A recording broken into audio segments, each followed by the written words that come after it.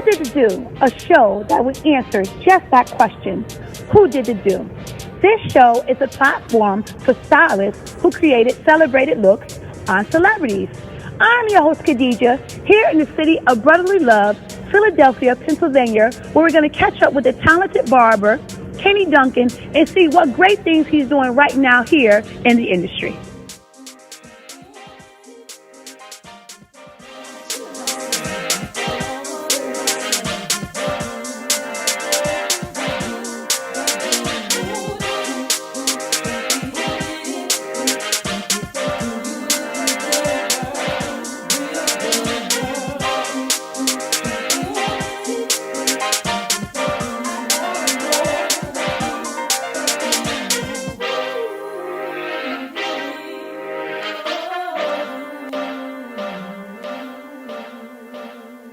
Here we are in Philadelphia with Kenny Duncan. How are you today? I'm absolutely great. We're at Main Attraction Unisex, and I would like to say yours, this place is amazing, huge. It's really stepping up the bar for barbers. It's really need to be seen. So again, you're here on our show, Who Did the Do? So I just want to get right into it like we always do with every interview. Can you just tell us a little bit about yourself? First, I want to say thank you and welcome. Thank you. Welcome to my, where I spend a lot of time. When I'm not on the road, this is where I spend a large amount of my time. So. Welcome to my second home. Yes, thank you. We're happy you keep having me as your guest. So my name is Kenny Duncan. I'm known within the barber industry through social media as ClipperEDU. But I like to refer to myself as just a local barber who loves what he does. Okay. That's humility, we love it. The reason why I view myself in that way is because I believe that with everything, I don't care what craft it is, that when you find out something that you love, and you figure out how to get paid to do what you love, and when you keep that in mind, I think no matter what the pay is, no matter what the life challenges is, you'll continue to exert 100% or 1,000% of the energy you need to make sure that you continue to love it and it continues to reward you the way you need to be rewarded based on what you invest into it. Okay, great. So again, this is our show is to highlight the stylists, because again, many of the stylists were creating fabulous looks, but we're not being recognized. So we have assessed you, and we see how much great work you have done. You have worked on a lot of celebrities, and you have styled them, and you have traveled. We have did a little bit of research on you, of course, as a that's why we have you here today. And we noticed you worked and traveled with Lady Gaga, Adele, and you worked with her backup dancers. You worked with the likes of one of our favorites we love. I believe he's my husband in the near future, Nas. You have worked with Common. You have worked with Ty Trevitt. Can you give us some more of individuals that you have worked on, and how was it working with those type of celebrities? I'm going to tell you the beginning of it. Okay, that'll be better. Yeah. So the very first artist that had been notable in the, local artists that had been notable in the neighborhood is a gospel rapper by the name of T-Wise, and we're a family. And he was one of the first gospel rappers that actually had a band, and his band was called The Bandwagon. And the gentleman that was a part of this group, as their careers grew, so did mine. So when I was first first nickname was Cousin Kenny. T-Wise's cousin, so it was Cousin Kenny. So everybody called me Cousin Kenny. So therefore, the group of people that were musicians, hey, we going to Cousin Kenny to get a haircut. But these individuals have grown to be the likenesses who've worked with the Commons, the Erykah Badu's, the Jill Scotts, the Ty Tribbett's, you name an artist from Jay-Z to J. Cole, like these core group of guys have worked with these guys, and I've been their barber for a long period of time. So these individuals had opened doors for me to work on tours with John Legend, work on projects with Maxwell. It was all through this core group that has continued to evolve and grow. Now, outside of my cousin T-Wise, there is a DJ. His real name is Maurice Deluge, but his stage name is DJ Active. Now, DJ Active, he's opened many doors.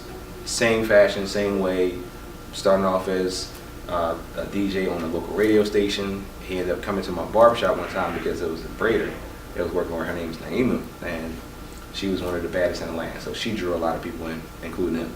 He came in, seen him working. Next thing you know, he left his barber. Right. And from there, he was working on a radio show called Radio Active, which his name was DJ Active. And on that show was his first time being heard by Music Soul Child. Music Soul Child hired him, and next thing you know, the association between DJ Active introduced me to Music Soul Child. So therefore, I now started going to the music studios and working with a few different artists there, including Music Soul Child. While going to the studio, I ended up meeting a lot of different people, such as Mario, Soul Truth. Worked with him for a while. Every time somebody comes here to Philadelphia working on their albums, there's a good chance that we cross paths by me grooming them at that studio. Okay, but I was to add, of course the connections, as you just stated, it was connections that helped open up doors for you. But how important was your professionalism and your craft that kept the connections going? So here's what I believe took place. I believe that the reputation that I built amongst this core group of individuals who vouched for my character, vouched for my skill set, and just had that good relationship with me, period, opened a door for the introduction. But one of the things that I learned early on, and I learned even more as it developed, because I employ a lot of different hair mentors as well to help teach me and give me insights that you just won't find out just because of if you're not a part of this small group who knows, they won't put you in the know. But this group of mentors have put me in the know on set etiquette, professionalism, and how to handle yourself and conduct yourself around individuals who have a high profile status. Would you like to mention any of the mentors? Always. One of the hair mentors that I have when it comes to dealing with celebrities is Curtis Smith. Curtis Smith, he's been working with Usher and Puff for over 18 years now. Many other celebrities as well he's worked with, and he's given me insights on how to handle myself. The very first thing he shared with me was, do not take pictures. And the main reason why is because individuals who spend a lot of time in the limelight don't want to, in their private time, still have their private time being in limelight. So my job is, as a service provider, is to service you, not to take advantage of your imagery to use it as promotion for me. Thank you for sharing that, because we have heard from some of the celebrity stylists that we have interviewed that you have to stay on task. Like staying in that professional mode as a stylist has to always be first when working with celebrities. It's that in itself, I believe, has led to many different referrals that I've had that's opened the doors for me to work with not just musical celebrities, but actors as well as athletes as well. Right. Because there's a small group of individuals that are friends, and when anybody's asking about grooming to be done, they're going to refer who they prefer. And what I realized that skill set isn't what reigns supreme. Okay. Interesting. Skill set is not what reigns supreme. I learned while working on the movie Creed that it wasn't about how well I was able to cut. It was all about professionalism. That and willing to respect people's privacy. Okay. As any educator would know, working with a large brand, there's a lot of opportunity. Well, there's many opportunities for us to have access to information that the public should know about. Right. So most educators should have signed a non-disclosure agreement. Right. So one of the things I always language within my first conversation with individuals is that it's not my first time being in an environment where there's information that I may hear that I have to keep to myself. Right. So just putting that out there makes people feel comfortable with the idea that I'm not going to be TMZ.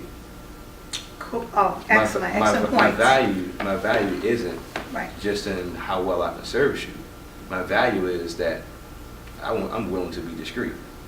Great. I'm glad you talked about that, because that usually is not a topic of interest that I hear a lot.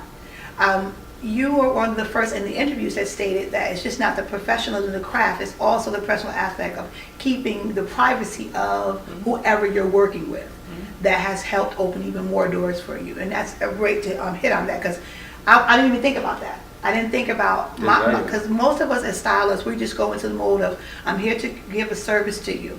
But really, now I'm thinking a little further, that's something that we really should exemplify even with our own clients, even if they're not celebrities. Am I correct? No, definitely so. I even tell my staff that instead of just being so quick to take an image to share on social media, just ask your client. Right. Ask them, because what if that person has some type of, issues with government, and they don't want them to know where they get their haircut at. Right. What if they have some personal issues with their spouse or loved one, and they just want some sense of anonymity that they don't even want people to know where they go? There's definitely individuals who would prefer not to be in the public's eye more than anything else. Right. And I believe over the years, that has been a part of why I've been able to not just be invited into the space of dealing with high-profile individuals, but I believe it's the reason why I've remained in that space. Over the years, I've built a decent enough relationship with Todd Tribbett, whereas when we do connect, he lives in Orlando now, so I don't groom him as much, but the barber he goes to now, somebody I referred him to. Great. I gave him insights on what to do, what not to do, and to date, he has not shared one picture of him grooming his hair. I know he grooms it. Right. Ty knows he grooms it, and the studio that he works with knows that he grooms it, but it's not something that he was so eager to share with the public. The privacy is important. Yeah. I have this one rule: if the company that individual works for or they themselves have shared an image, then I'm willing to share it. Right. Whatever you've made public, it's safe for me to make those things public. But if you haven't made those things public, I'm not going to make those things public. Okay. You know? I've seen barbers lose clients because of stuff like that. Right. There's one barber I was told recently, and I was able to gain this individual as a client because of this. Not because I'm better than them technically, Right. but a barber went into somebody's home and he groomed them while he was on Instagram Live. So what if he wanted to talk about something that the world shouldn't have heard? Right. He now can't do that in the privacy of his own home. He now has to be restricted of what he's going to say because you want to make everything public. But do you have some stylists, some of the celebrities that you do interview that don't mind there's some having a individuals- picture taken or even showing a picture of you with them? This one gentleman, his name is Joel Embiid. He's one of the newest stars for the 76ers. My very first time grooming him, he was playing poker. I was in his home and he was playing poker, and he went on Instagram Live, and he was trying to brag about how he's beating all his friends, taking all their money, and getting a haircut at the same time. You made it public, not me. Right. And even then, I never even reposted or reshared that moment, but he made it public.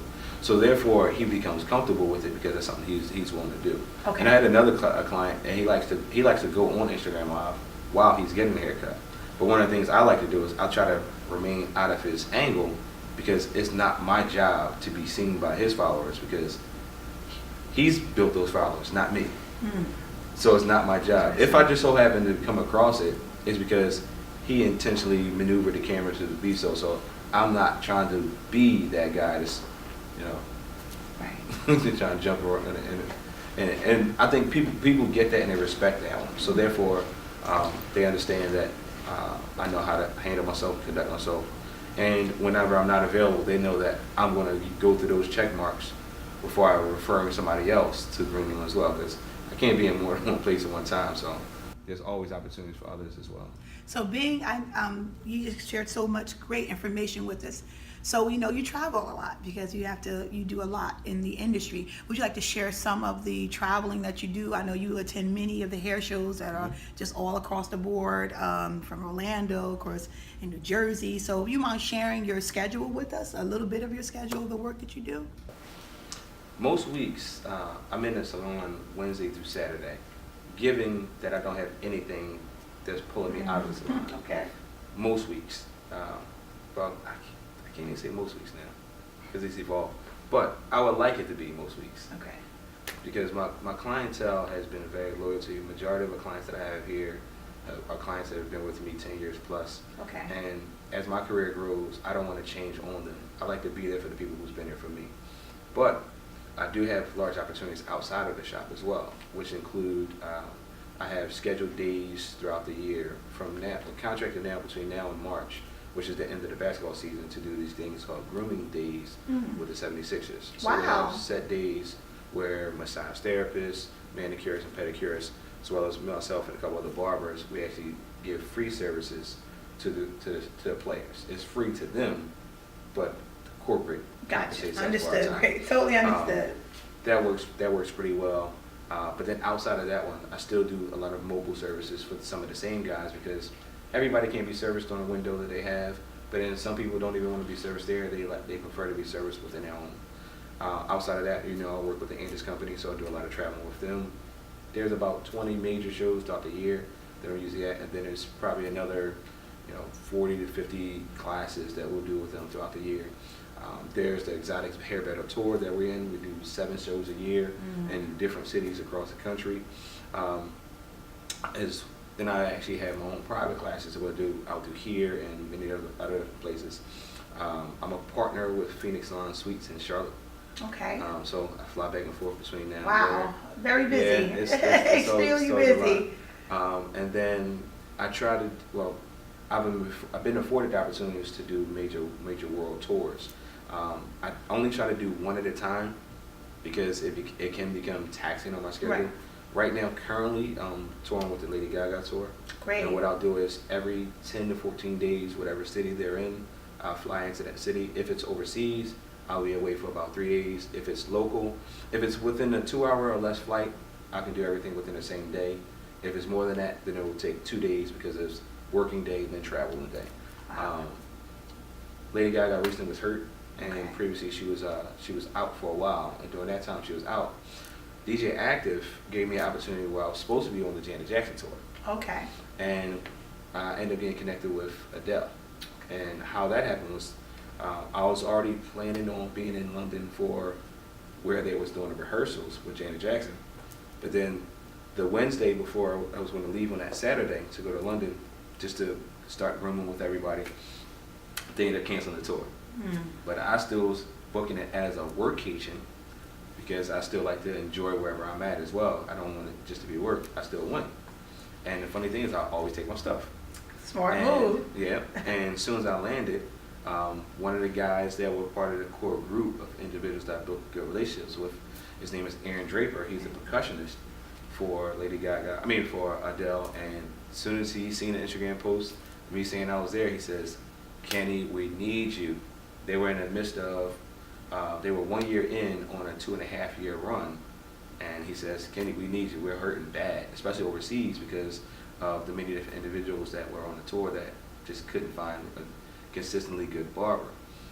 It opened a door for individuals like myself because my skill set isn't so specialized that I can only focus on short textured gentlemen, hair gentlemen. I was able to service anybody. So whether anybody wanted to be cut with shears or clippers or style with a blow dryer or straightened flat irons, I had the skill set to be able to do so. I'm glad you spoke on that because I always try to, I'm an educator myself, I'm a teacher, so I always try to tell my students to be a universal stylist. And I noticed you just stated that being able to be a universal stylist, knowing how to work on any texture can help, again, open up great doors for you.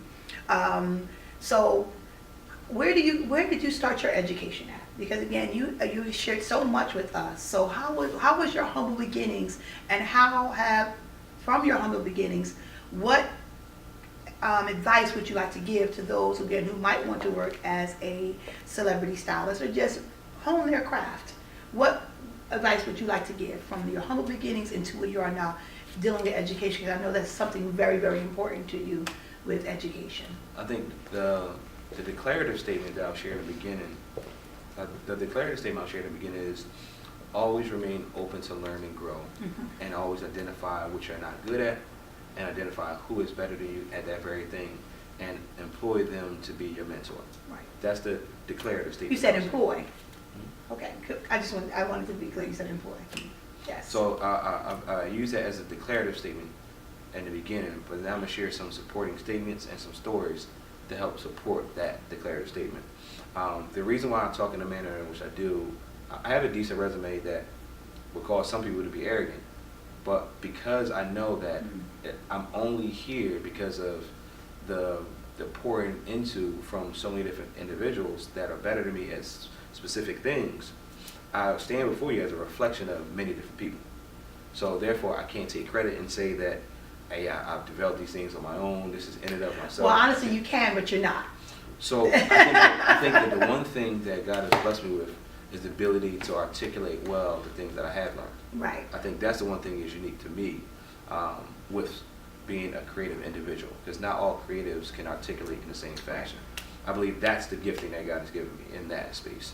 But the willingness to be open and learned and stretched and developed by so many different individuals, I think that has been the reason why I've been able to exceed and excel in spaces where other people haven't.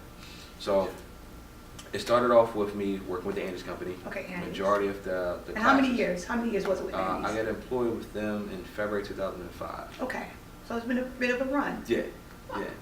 They only told me that I was going to work with for a year, though. And why do you feel they might have changed their position when they said you were just going to work with them for a year? I believe I made it very, very hard for them to fire me. Okay, and how was that? Based off of continuing to grow. As companies has evolving needs, that's usually when somebody's time expires. But if you're always evolving, you can either A, create an opportunity that they didn't even know and they found that valuable, or B, continue to evolve to fit the needs that they have at that particular time, so that you'll always become useful. I believe that because I've been stretched and grown, that I have over a period of time become more and more useful to a larger group of individuals. So the one thing that I was known for then, I can't say that I'm known for now. Can you give an example? It's probably the main reason why I'm, by the end of the year, changing my Instagram name. Okay. My Instagram name started off as, well, it is now ClipperEDU, but it will evolve because I believe that my skill set and my career has evolved. I started off as an individual who only knew how to use clippers. That was where I became a specialist at. There wasn't anything that can be done with a clipper that I cannot do. But I noticed that that wasn't the end all be all. I mean, clippers are the cornerstone of what I do. I don't think that's ever going to change. But when it comes to grooming and where I've been placed at in the areas that become useful, what I do with a brush is important. What I do with a comb is important. Just as important as what I do with the clipper. Okay. And those things haven't been something I just developed on my own. These are things that I've learned from many different individuals. So do you take any trainings or classes yourself as an educator? So there's an eclectic way of how I've learned. I can't say there's just one form. I will take classes. Cool. But that's not the only thing that I will use as an opportunity to learn, because there are people who are not educators who can teach you something as well. I've been afforded the opportunity to judge over 150 barber battles. Wow, that's a lot. Yeah, there isn't much when it comes to a haircut that I haven't seen. Not talking about what I've done, just what I have seen. Okay. Every barber battle I'm watching, on average 80 people cut hair. I've been to 150. Understood. Greatly understood. So when it comes to techniques that other people execute, when it comes to what tools that other people end up using, when it comes to how they would do stuff, I'm sitting watching. It's my job to watch how you do what you do and why you did it to get to the end result. So I can tell you what's going to be the most effective and efficient way to do it fast. I can tell you what's going to be the most effective and efficient way to do it with high quality. And I can tell you what people will do in some of the most challenging atmospheres, and what people can do best in some of the best atmospheres. Okay. You know, as a mobile stylist, and I do call myself a stylist because when you hear the phrase barbering, you tend to only think clippers. It seems like it limits you. It's Yeah, like a limit when you say it that. does. So there's sometimes I would say that I'm a barber stylist. Sometimes I would say stylist. A lot of times I'll use the phrase groomed. And I think that helps, because sometimes when you say stylist, people think you're talking about clothes as well. Right.